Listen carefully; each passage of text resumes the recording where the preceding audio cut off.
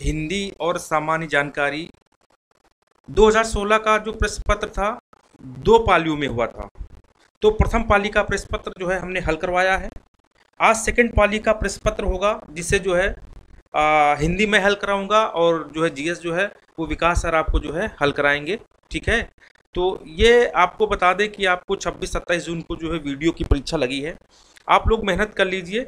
ठीक है, और अच्छा मौका है इस बार, बहुत अच्छा मौका है। जो मेहनत करेगा वो सफल जरूर होगा, इतना ध्यान रखना। ठीक है, जो मेहनत करेगा वो सफल होगा। तो आइए इसी के साथ जो है, अगर आप पहली बार हमारे चैनल पे आए हैं तो चैनल को जरूर सब्सक्राइब कर लें, शेयर कर लें, जिससे आने वाले सारे नोटिफिकेशन आपके मोबाइल पर आए और आपका सिलेक्शन हो अच्छे नंबरों से। चलिए आइए हम जो है हिंदी को स्टार्ट करते हैं, जो कि बहुत इंपॉर्टेंट श्रृंखला है। देखिए,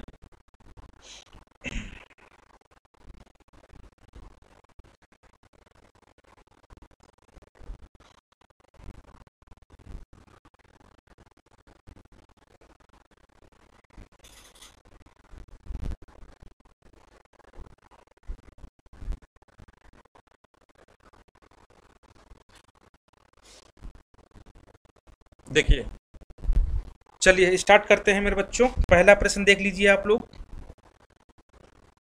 हिंदी परिज्ञान और लेखन योग्यता, ये जो है आपको वीडियो में पूछा जाएगा। आप लेखन योग्यता तो समझ ही रहे होंगे। लेखन योग्यता मतलब पत्र लेखन। ये पत्र लेखन यहाँ से क्वेश्चन आपको मिलेंगे। पत्र लेखन, शासकीय, अर्धशासकीय पत्र वगैरह जो है, परिपत्र, ठीक है, ये बहुत ज़्यादा पूछे जाते हैं यहाँ से, और 1-2 प्रश्न तो जरूर आते हैं यहाँ से। तो बाकी जो हिंदी परिज्ञान, उसमें आपकी जो है पूरी हिंदी रहने वाली है। तो देखिए, एक से प्रश्न आपको आंसर देना है। सूरदास के गुरु कौन थे? तो इसमें जो पहला आंसर इसका सही है वो है वल्लभाचार्य। सूरदास के गुरु कौन थे? तो वल्लभाचार्य थे। देखिए, नंबर 2 प्रश्न क्या है, कह रहा है छंद पढ़ते समय आने वाले विराम को क्या कहते हैं? तो इसे हम यति कहते हैं। क्या यति कहते हैं? जो छंद हम पढ़ते हैं, जो विराम आता है, उसको हम बच्चों क्या बोलते हैं? यति बोलते हैं। चलिए हम आगे बढ़ते हैं मेरे बच्चों, प्रश्न नंबर 3 पे। देखिए प्रश्न नंबर 3, जहां जहां वाक्य की गति अंतिम रूप ले ले, ठीक, अंतिम मतलब अंतिम, ठीक है, विचार के तार टूट जाएं, मतलब कुल मिला के ये कहा गया है कि आपका वाक्य पूरा हो जाए। ठीक है, अंतिम रूप ले ले, विचार की गति टूट जाए, वहां किस चिन्ह का प्रयोग किया जाता है? तो पूर्ण विराम का जो है मित्रों प्रयोग किया जाता है। चलिए, अमर्ष क्या है? अमर्ष बच्चों है एक संचारी भाव। क्या है? अमर्ष है एक संचारी भाव। ठीक है, आगे बढ़ते हैं।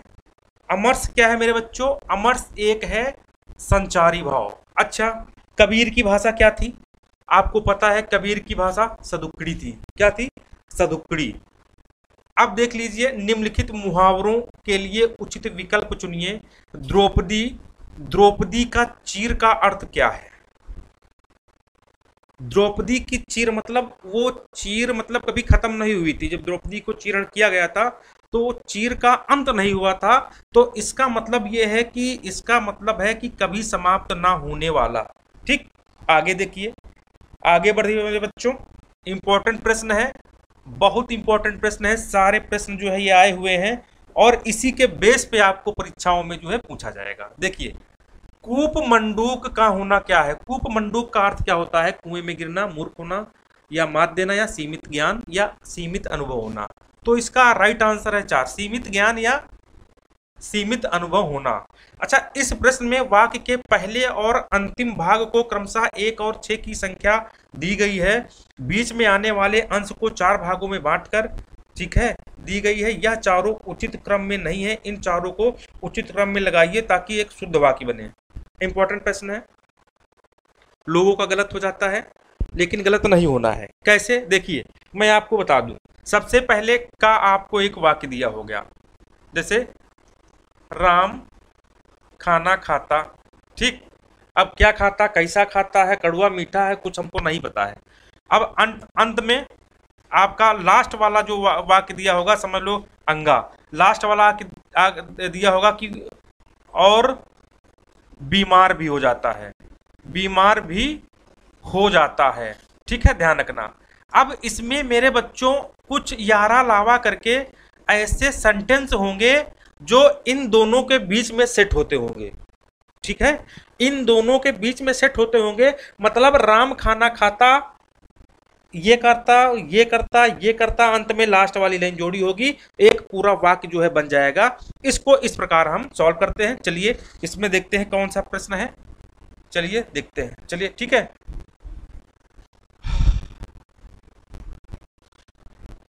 देखिए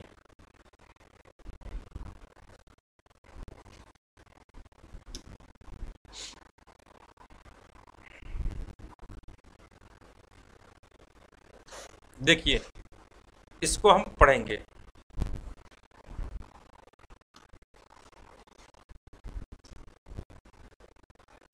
सामाजिक जीवन में देखिएगा, सामाजिक जीवन में ये सेंटेंस आप इसको यहां से शुरू करेंगे, अंत में कहां होगा, अंत होगा उपाय ही नहीं कर सके।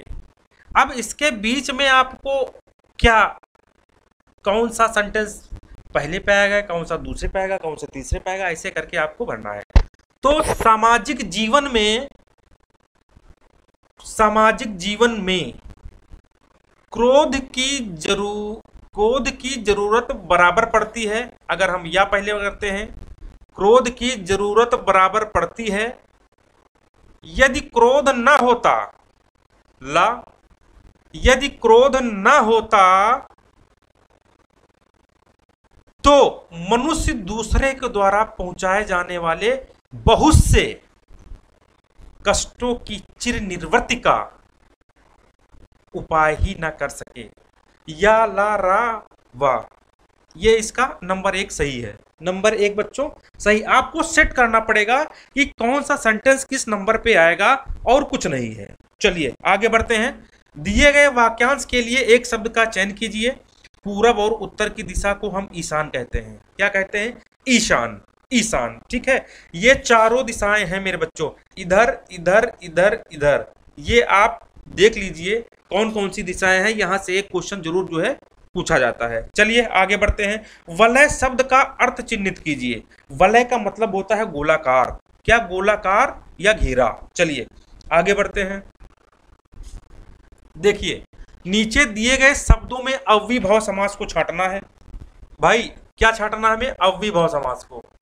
ठीक, अव्यय मतलब प्रथम पद अव्यय हो जो बार बार आए, या उपसर्ग लगा हो, जिसमें उपसर्ग लगा हो, वो अव्ययीभाव समास होता है मेरे बच्चों। तो पाप और पूर्ण, ये मेरे बच्चों क्या है? ये द्वंद्व समास है। क्या है? ये द्वंद्व समास है। ठीक है, घुड़सवार, घोड़े पर सवार मेरे बच्चों, किस पे सवार? घोड़े पर सवार, पर आ गया तो ये कौन सा? अधिकरण तत्पुरुष समास है।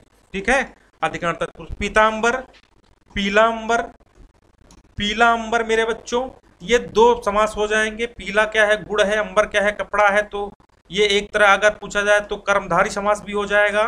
ठीक है, और एक हमारा जो है हाँ कर्मधारी समास हो जाएगा। ठीक ठीक ठीक ठीक, और एक बहुब्री समास चला जाएगा, विष्णु जी। ठीक है, चलिए तो हमारा बच्चा कौन सा? आजीवन। क्या? आजीवन। तो मेरे बच्चों देखिए आ क्या है? उपसर्ग है, तो जिसमें उपसर्ग लगा हो तो वो मेरे बच्चों क्या हो जाएगा? आपका अव्ययीभाव समास हो जाएगा। ठीक समय पर आ जाना, देखिए 12 नंबर। ठीक समय पर आ जाना में कौन सा कारक है? तो पर लगा है तो अधिकरण तत्पुरुष समास हो जाएगा। कोई भी दिक्कत नहीं होनी चाहिए। ठीक है, आगे देखिए। मंदिर और मंदिरा, मंदिर और मंदिरा युग्म का उपयुक्त अर्थ वाला कौन सा है? तो मेरे बच्चों मंदिर होता है जहां पर देव निवास करते हैं, जिसे हम देवालय बोलते हैं, और मंदिरा क्या होता है? वो होता है अश्वशाला। तो इसका चौथा आंसर राइट हो जाएगा। चलिए आगे बढ़ते हैं। देखिए 14 नंबर, निम्नलिखित में मिश्र वाक्य छांटिए। भैया तो पहले अब इसमें जो है मिश्र वाक्य छांटना, तो जहां पे और लगा है उसको बाहर से बाहर कर दो। देखिए और लगा है तो इसको बाहर कर दो, और ज्यों लगा है तो इसको बाहर करो, क्योंकि ये नकारात्मक विचार चला जाता है। बचा कौन है? मेरे आते ही वर्षा होने लगी, उसके जाने के बाद वर्षा। ये आपका दूसरा नंबर जो है सही है, वो मेरे बच्चे राइट आंसर है। देखिए 15 वाक्यांश, को पढ़कर, निम्न काव्यांश को पढ़कर उत्तर देना है। देखिए, काव्यांश को पढ़ना है और उत्तर देना है। इंपॉर्टेंट प्रश्न यहां से आते हैं। आपको एक काव्यांश जरूर पूछा जाएगा, एक काव्यांश मिलेगा जरूर। आज बरसों बाद उठी है इच्छा, हम कुछ कर दिखाएं, एक अनोखा जश्न मनाएं, अपना कोरा अस्तित्व जमाएं। अपना कोरा अस्तित्व जमाएं मेरे बच्चों। आगे बढ़ते हैं, ठीक है।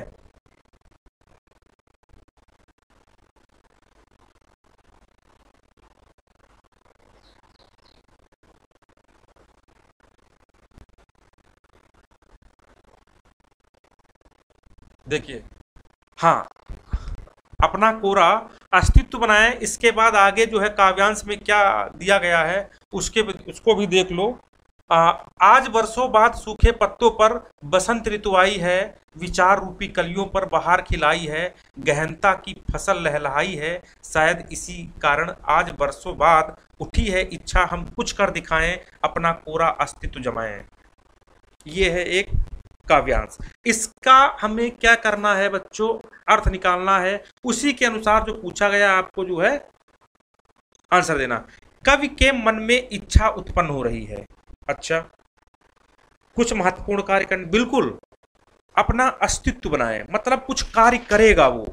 तो कुछ महत्वपूर्ण कार्य करने के लिए कवि के मन में के अंदर जो है इच्छाएं जागृत हो रही हैं। चलिए आगे क्वेश्चन देखते हैं, 16 नंबर।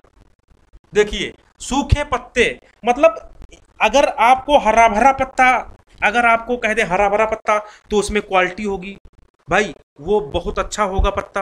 अगर सूखे पत्ते में तो डिसक्वालिटी होगी। सूखा पत्ता मतलब कुछ नहीं, तो इसमें क्या होगा? देखिए, हाँ, सूखे पत्ते का प्रतीक क्या होगा मेरे बच्चों?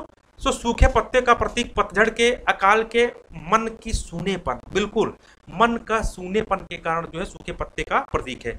किन कलियों पर बहार का आगमन हुआ है? विचार, विचार रूपी कलियों पर जो है मेरे बच्चों बहार का आगमन हुआ है। अब गहनता, गहनता का आप अर्थ बताइए क्या होता है? आगे देखिए 18 नंबर।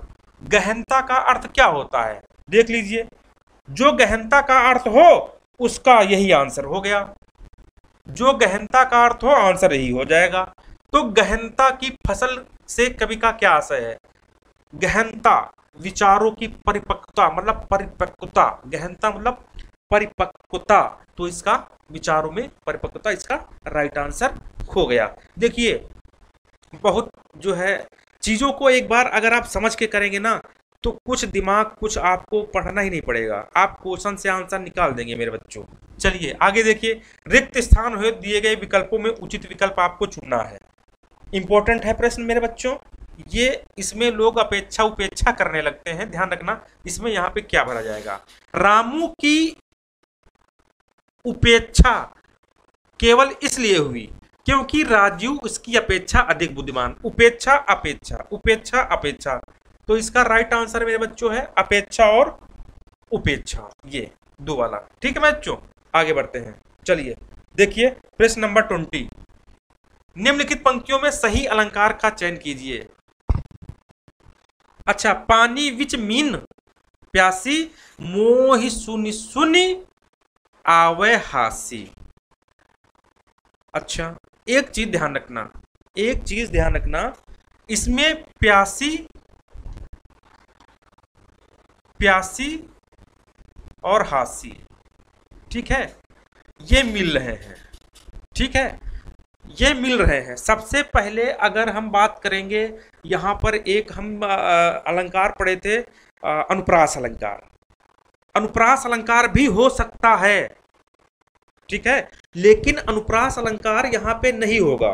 क्यों? मैं ऑप्शन में आपको दिखाऊंगा।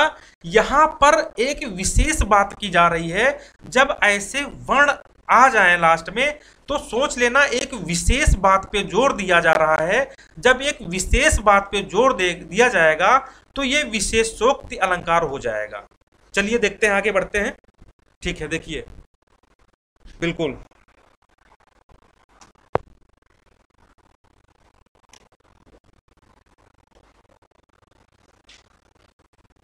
देखिए क्या विभावना अतिशयोक्त उपमा, देखो विशेषयुक्त है तो ये अलंकार होगा। यहां पर अनुप्रास अलंकार नहीं देगा, यहाँ पर अनुप्रास अलंकार अगर देता तो अनुप्रास अलंकार सही माना जाता, क्योंकि अनुप्रास अलंकार का जो एक भेद है आपका, ठीक है, अनुप्रास अलंकार का जो भेद है अंत्यानुप्रास, अंत्यानुप्रास में अंत का सेम सेम आता है, तो इसमें भी सेम सेम आया है। अगर इसमें ये होता तब तो दिक्कत हो जाती, इसलिए इसको विशेषोक्त कहा गया है। निम्नलिखित में विकल्पों में किस विकल्प के सभी शब्द व्यक्तिवाचक संज्ञाएं हैं? तो मेरे बच्चों व्यक्तिवाचक संज्ञाएं मेरे बच्चों ध्यान रखना। अच्छा, इसको कैसे पहले हम देखते हैं, हो सकता हम दिमाग ना लगाएं ऐसे क्वेश्चन हल हो जाए। चलिए हम दिमाग नहीं लगाते हैं, क्या ऐसे क्वेश्चन हल हो जाएगा? चलो देखो, मिठास, ये आस निकल रहा, आस, तो ये क्या हो जाएगा? भाववाचक संज्ञा हो जाएगी, ठीक है। देखो बुढ़ापा, आ पा निकल रहा, तो ये क्या हो जाएगी? भाववाचक संज्ञा हो जाएगी। देखिए ममता, आ निकल रहा, तो क्या हो जाएगी? भाववाचक संज्ञा हो जाएगी। जब तीनों में भाववाचक संज्ञा है तो इसमें व्यक्तिवाचक संज्ञा हो ही नहीं सकती, इसका मतलब ये व्यक्तिवाचक संज्ञा वाला पहला वाला ऑप्शन सही है। राम नाम है लड़के का, इसलिए व्यक्तिवाचक है। रामचरितमानस किताब का नाम है, इसलिए व्यक्तिवाचक है। अगर यहाँ पर किताब होता तो ये आपका जातिवाचक में जाता। गंगा नदी का नाम है, इसलिए व्यक्तिवाचक है। अगर यहाँ पर नदी शब्द होता तो ये जातिवाचक में जाता। चलिए आगे बढ़ते हैं, ठीक है। देखिए 22, निम्नलिखित में गंगा का पर्यायवाची नहीं है। चलिए, तो मेरे बच्चों गंगा का पर्यायवाची मंदाकिनी है, भागीरथी है, ये कालिंदी आपका गंगा का पर्यायवाची नहीं है, ध्यान रखना, ठीक। आगे बढ़िए, सही वर्तनी का शब्द चयन करो। तो मेरे बच्चों इसमें श्रृंगार, ये सही वर्तनी है। श्रृंगार ध्यान रखना, ऐसे लिखा जाता है। आपको ऑप्शन में मेरे बच्चों ऐसे भी लिखा रहेगा, तो आप इसको मत मानना, ये गलत होता है, ध्यान रखना। चलिए, समूहार्थक मतलब समूहवाचक संज्ञा क्या होगी? जब भीड़ भाड़ वाला इलाका हो तो समूह होगा, तो भीड़ है ही है यहाँ पे, ये तो समूह हो जाएगा। चलिए आगे बढ़ते हैं। देखिए 25 नंबर में बच्चों आंशिक। अब देखिए प्रत्यय की बात की जा रही है, तो देखिए ये क्या है? ये इधर की मात्रा कौन सी लगी? छोटी। इधर इधर की लगी होती तो बड़ी, तो छोटी लगी, छोटी लिख दो, ये का लिख दो, एक। ये वाला आपका आंसर सही है। नीचे दिए गए वाक्य में तुटपूर्ण खंड को जो है आपको छांटना है। ऐसे भी प्रश्न आएंगे, आपको परेशान ना होना है मेरे बच्चों। 26 नंबर देख लीजिए। देखिए इसमें आपको अगर जब ऐसे 1 2 3 4 करके पूछा जाए तो आप इसमें, मैं आपको बता दूं, आप कारक अशुद्धि ज्यादा मिलती है, इसमें कारक अशुद्धि ज्यादा मिलती है। ऐसे प्रश्नों में कारक अशुद्धि मिलती है, तो मेरे बच्चों देख लीजिए इसमें कौन सा गलत होगा। पुलिस द्वारा चोरी का माल बरामद हो गया, कुछ गलत नहीं लग रहा है, कुछ गलत ही नहीं लग रहा है। लेकिन कर्ता ने कर्म को करण से के द्वारा होता है, तो यहां पर जो है के लगा होना चाहिए था मेरे बच्चों। क्या लगा होना चाहिए? के। इसलिए ये वाला जो है, पहला वाला जो है मेरे बच्चों, ये गलत होगा, ठीक है। चलिए आगे बढ़ते हैं। देखिए 27 नंबर, वधूर्म का संधि विच्छेद क्या है? वधूर्म, चलो इसको अगर हम तोड़ते हैं मेरे बच्चों, ध्यान रखना, मतलब छोटा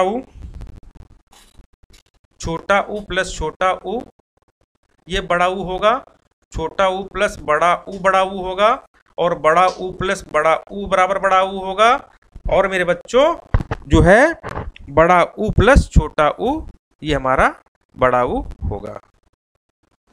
देखिए छोटा ऊ प्लस छोटा ऊ बड़ा होगा, छोटा ऊ प्लस बड़ा ऊ बड़ा होगा। तो ये रूल आपको लगाना है, इसको तोड़ देना है, काम खत्म। तो चलो हम इसको तोड़ते हैं, देखते हैं। ये बड़ा ऊ है, ये बड़ा ऊ है, बड़ा ऊ क्या हो जाएगा? बड़ा ऊ हो जाएगा, ठीक है, बड़ा ऊ हो जाएगा, ध्यान रखना।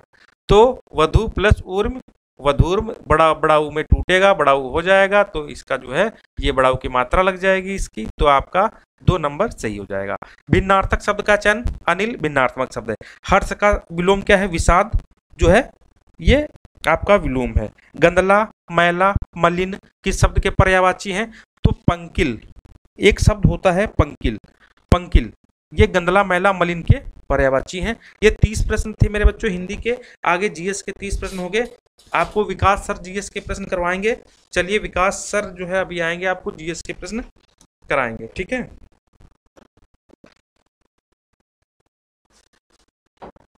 इसमें मेरे बच्चों कुछ करंट के भी प्रश्न हैं, तो उस समय का ये करंट है, इसी के आधार पर आपको तैयारी करना है, ठीक है, ध्यान रखना। इसी के आधार पर आपको जो है तैयारी करना है, ठीक।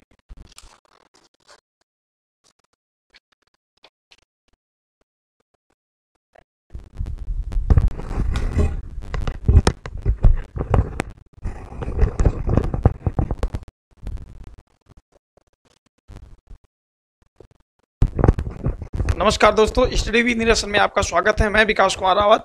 ये वीडियो 2016 का जो प्रश्न पत्र है मैं इसको हल कराऊंगा भैया। जीएस का पोर्शन मैं देखूंगा, ठीक भैया। तो पहला क्वेश्चन कह रहा है, विश्व में वर्ष 2016-17 के रक्षा बजट पर भारत का विभिन्न देशों की तुलना में कौन सा स्थान है। तो ये 2016 और 17 का कैंड पूछ रहा है, तो इसमें कौन सा स्थान था भैया? तो चौथा स्थान था। कौन सा स्थान था? चौथा स्थान था। फिर 52 नंबर क्वेश्चन कह रहा है, पानीपत का द्वितीय युद्ध किनके बीच लड़ा गया था? पानीपत का द्वितीय युद्ध किनके बीच लड़ा गया था? तो पहला क्वेश्चन है बाबर लोधी। दूसरा क्वेश्चन कह रहा है, दूसरा ऑप्शन कह रहा है अकबर और हेमू। तीसरा कह रहा है अली राजा और चंद्रगुप्त मौर्य। और चौथा ऑप्शन कह रहा है अकबर और लोधी। तो पानीपत का द्वितीय युद्ध जो लड़ा गया वो अकबर और हेमू के बीच लड़ा गया। किसके बीच लड़ा गया? अकबर और हेमू के बीच लड़ा गया। कब लड़ा गया भैया? तो 1556 ईस्वी में 1576 ईस्वी में, हाँ 1556 ईस्वी में लड़ा गया। कब लड़ा गया भैया? 1556 ईस्वी में लड़ा गया। और हेमू जो था ये हिंदू शासक था। हेमू हिंदू शासक था। अंतिम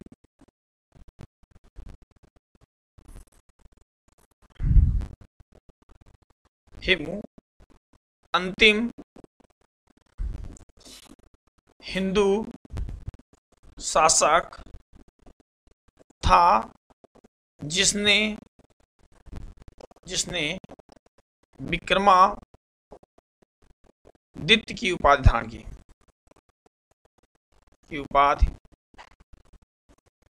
की थी भैया, धारण की थी। तो पानीपत का द्वितीय युद्ध किनके बीच लड़ा गया भैया? तो अकबर और हेमू के बीच लड़ा गया। पानीपत का प्रथम युद्ध किसके बीच लड़ा गया? तो 1526 ईस्वी में बाबर और इब्राहिम लोधी के बीच लड़ा गया भैया।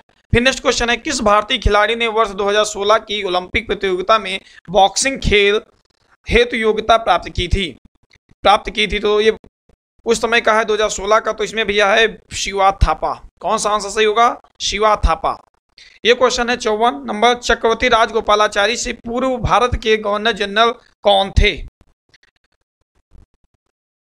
चक्रवर्ती राजगोपालाचारी से पूर्व भारत के गवर्नर जनरल कौन थे? तो चक्रवर्ती राजगोपालाचारी से पहले भैया लॉर्ड माउंटबेटन थे। कौन से थे भैया? Lord Mountbatten. लॉर्ड माउंटबेटन स्वतंत्र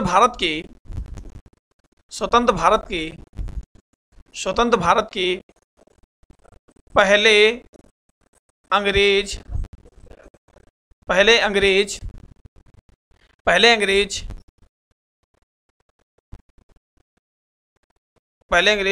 गवर्नर थे भैया। राजगोपालाचारी जो थे, राजगोपालाचारी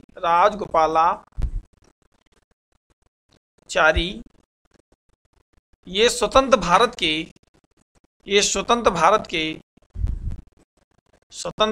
के पहले भारतीय गवर्नर थे भैया, गवर्नर थे। फिर 55 नंबर क्वेश्चन कह रहा, पृथ्वी की संरचना में रासायनिक लौह तत्व की कितनी मात्रा होती है? तो पृथ्वी की संरचना में रासायनिक लौह तत्व की कितनी मात्रा होती है? पहला ऑप्शन है लगभग 20% से 22%।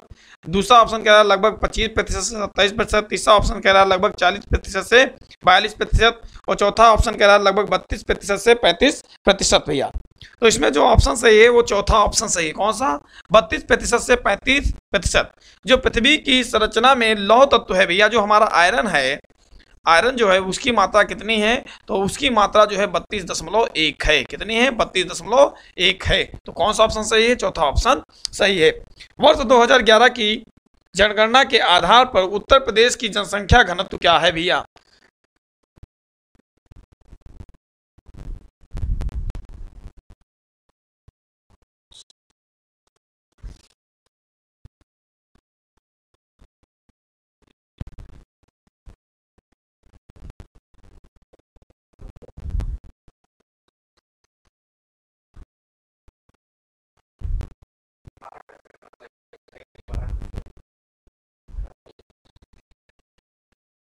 क्वेश्चन था 2011 की जनगणना के अनुसार उत्तर प्रदेश का जनघनत्व कितना था भैया? तो 2011 की जनगणना के अनुसार 2011 की जनगणना के अनुसार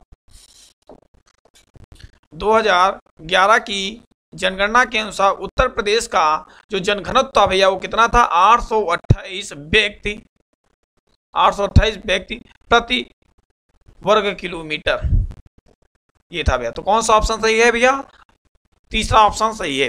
फिर 57 नंबर कह रहा है उत्तर प्रदेश राज्य का वर्ष 2016-17 का वार्षिक बजट अनुमान वर्ष 2015-16 के वास्तविक बजट अनुमान की तुलना में कितने प्रतिशत अधिक हुआ, तो भैया हुआ 14.61%। तो तीसरा वाला ऑप्शन इसमें सही है भैया।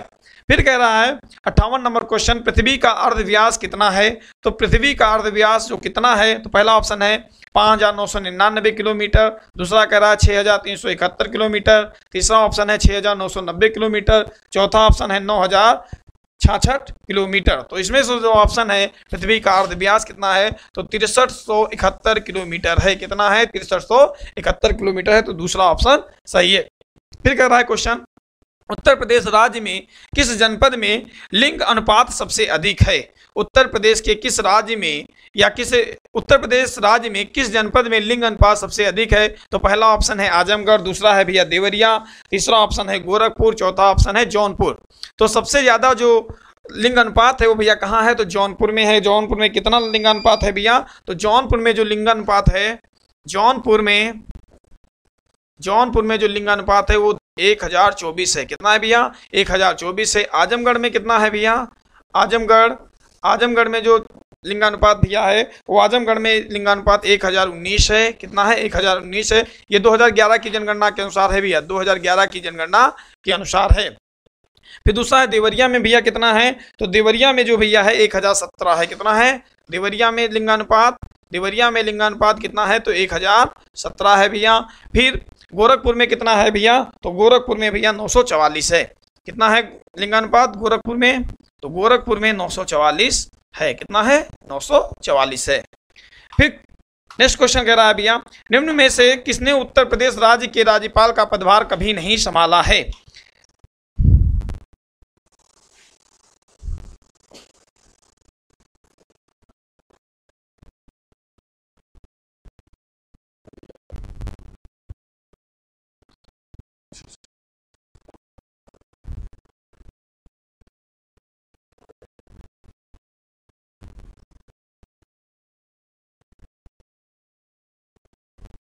क्वेश्चन है भैया, निम्न में से किसने उत्तर प्रदेश राज्य के राज्यपाल का पदभार कभी नहीं संभाला है, तो पहला ऑप्शन है श्री चंद्रभानु गुप्ता जी ने, फिर श्री HP मोदी जी ने, तीसरा ऑप्शन है श्री कन्हैयालाल मणिकलाल मुंशी जी ने, चौथा ऑप्शन है श्री बरगुला रामकृष्ण राव। तो इसमें जो ऑप्शन है श्री चंद्रभानु गुप्ता के द्वारा कभी भी उत्तर प्रदेश का राज्यपाल का पदभार नहीं संभाला गया है भैया, ये याद रखिएगा। दूसरा ऑप्शन है किस आंदोलन के लिए महात्मा गांधी द्वारा करो या मरो का नारा दिया गया था, तो पहला ऑप्शन है पूर्ण स्वराज आंदोलन के लिए, दूसरा ऑप्शन है भारत छोड़ो आंदोलन के लिए, तीसरा ऑप्शन है दांडी मार्च या नमक सत्याग्रह आंदोलन के लिए, चौथा ऑप्शन है खिलाफत आंदोलन के लिए। तो करो या मरो का जो नारा है भैया, करो या मरो का नारा जो दिया गया था वो भारत छोड़ो आंदोलन में दिया गया। कब दिया गया था, तो 1942 में भारत छोड़ो आंदोलन में कौन सा नारा दिया गया था, गांधी जी के द्वारा करो या मरो का नारा दिया गया था। तो कौन सा ऑप्शन सही है भैया, तो दूसरा ऑप्शन सही है। फिर नेक्स्ट क्वेश्चन है अंतरराष्ट्रीय महिला दिवस कब मनाया गया, तो अंतरराष्ट्रीय महिला दिवस कब मनाया जाता है, तो आप लोगों को पता भी होगा कि अंतरराष्ट्रीय महिला दिवस 8 मार्च को मनाया जाता है। कब मनाया था भैया, तो पहला ऑप्शन सही है, 8 मार्च को मनाया जाता है। कब मनाया जाता है, 8 मार्च को मनाया जाता है। नेक्स्ट क्वेश्चन है किस ग्रह को लाल ग्रह के नाम से भी जाना जाता है, किस ग्रह को लाल ग्रह के नाम से जाना जाता है, तो पहला ऑप्शन है भैया मंगल ग्रह को जाना जाता है, दूसरा शुक्र ग्रह को जाना जाता है, तीसरा बुध ग्रह को जाना जाता है, चौथा बृहस्पति ग्रह को जाना जाता है। तो लाल ग्रह किसको जाना जाता है भैया, तो मंगल ग्रह को जाना जाता है। नेक्स्ट क्वेश्चन भैया कौन सा है, नेक्स्ट है भैया आर्य समाज की स्थापना किसके द्वारा की गई थी, तो आर्य समाज की स्थापना स्वामी दयानंद सरस्वती के द्वारा कब की गई थी भैया, 1875 ईस्वी में की गई। कब की गई, 1875 ईस्वी में की गई। कहाँ की गई, तो बंबई में की गई। ठीक भैया, स्वामी दयानंद सरस्वती के द्वारा आर्य समाज की स्थापना की गई भैया। नेक्स्ट क्वेश्चन हमारा है भैया,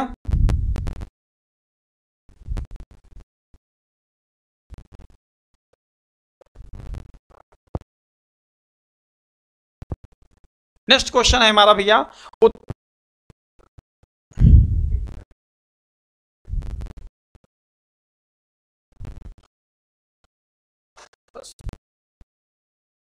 नेक्स्ट क्वेश्चन है भैया हमारा, उत्तर प्रदेश राज्य में उर्दू को द्वितीय राजभाषा कब घोषित किया गया? उत्तर प्रदेश राज्य में उर्दू को द्वितीय भाषा राजभाषा कब घोषित किया गया भैया? तो वर्ष 1989 में किया गया। कब किया गया भैया?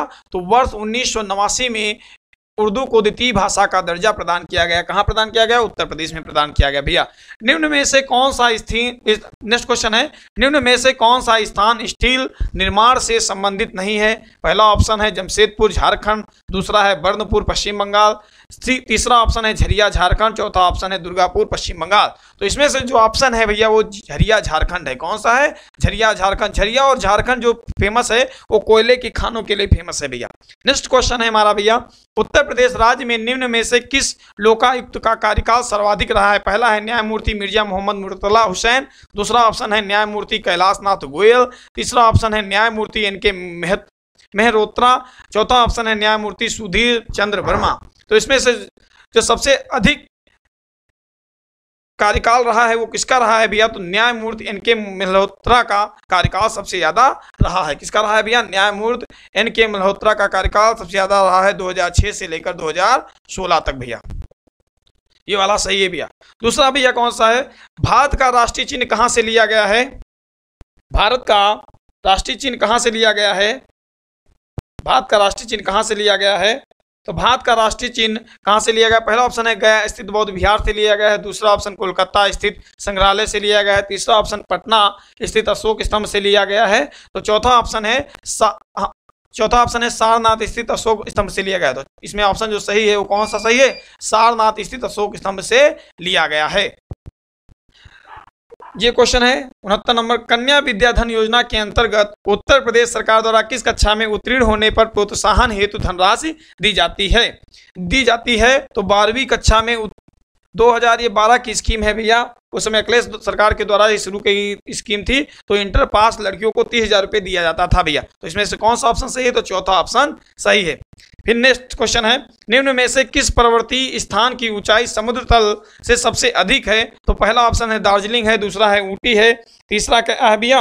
तीसरा है शिमला, चौथा है डलहौजी। तो दूसरा ऑप्शन इसमें सही है। कौन सा? ऊटी सबसे ऊंचे स्थान पर। तो 2244 मीटर की ऊंचाई पर स्थित कौन सा स्थान है? ऊटी स्थित है भैया। नेक्स्ट क्वेश्चन हमारा क्या है भैया? नेक्स्ट क्वेश्चन हमारा क्या था भैया?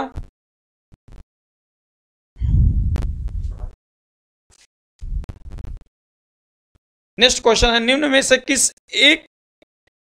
से किस एक की संतुष्ट के आधार पर मूल कर्तव्यों से संबंधित प्रावधानों को भारत के संविधान में जोड़ा गया था? तो भैया 1976 में स्वर्ण सिंह समिति की संतुष्ट पे मूल कर्तव्यों को जोड़ा गया था। किसकी संतुष्ट पे? तो स्वर्ण सिंह समिति की संतुष्ट पे मूल कर्तव्यों को जोड़ा गया था। इस कौन सा संविधान संशोधन? तो 42वें संविधान संशोधन 1976।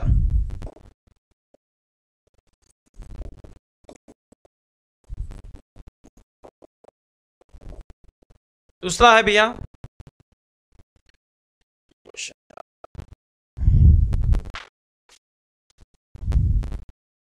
वर्ष 2016 में सर्वश्रेष्ठ वृत्त चित्र श्रेणी में किसने ऑस्कर प्राप्त किया था भैया?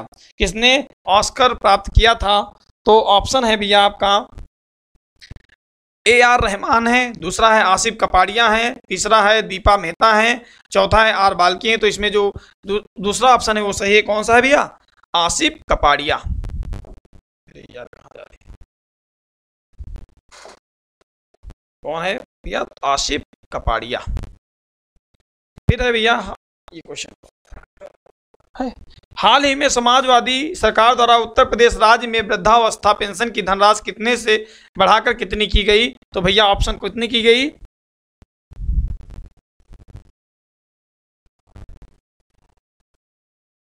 कितनी की गई भैया? तो 300 से बढ़ाकर 400 रुपये प्रति माह की गई। ये अखिलेश सरकार की योजना थी, इसको आप वर्तमान में समाप्त कर दिया गया। फिर है वर्ष 2015 का भारत के राष्ट्रीय खेल के लिए अर्जुन पुरस्कार किसे दिया गया था? पहला है श्रीजेश रविंद्रनाथ को दिया गया था, दूसरा विलासा महात्रे को दिया गया था, तीसरा बबीता कुमारी को दिया गया था, चौथा सतीश शिवलिंगम को दिया गया था। तो भैया जो 2015 का भारत के राष्ट्रीय खेल के लिए अर्जुन पुरस्कार किसे दिया गया था? तो श्रीजेश रविंद्रनाथ को दिया गया था। 17वां क्वेश्चन है, निम्न में से कौन सा सुमेलित नहीं है? पहला है बाबरनामा। बाबरनामा की रचना किसके द्वारा की गई थी? तो बाबर के द्वारा की गई थी। शाहजहां नामा की रचना किसके द्वारा की गई थी? मोहम्मद ताहिर के द्वारा की गई थी। हुमायूं नामा की रचना किसके द्वारा की गई थी? क्या हुमायूं के द्वारा की गई थी? नहीं की गई थी। तो ये ऑप्शन गलत है। कौन सा इसमें है? गुलबदन बेगम के द्वारा की गई थी। किसके द्वारा की गई थी भैया? गुलबदन बेगम,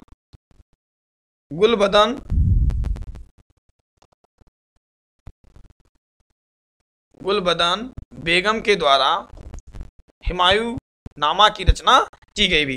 तुजक के जहांगीरी किसके द्वारा लिखी गई? तो जहांगीर के द्वारा लिखी गई भैया।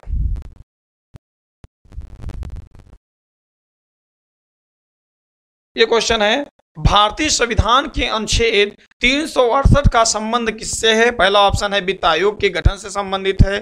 दूसरा संविधान संशोधन प्रक्रिया से संबंधित है। तीसरा आपातकालीन उपबंध से संबंधित है। चौथा निर्वाचन आयोग से संबंधित है। तो आप लोग बताइए कि अनुच्छेद 368 किससे संबंधित है? अच्छा बताएंगे।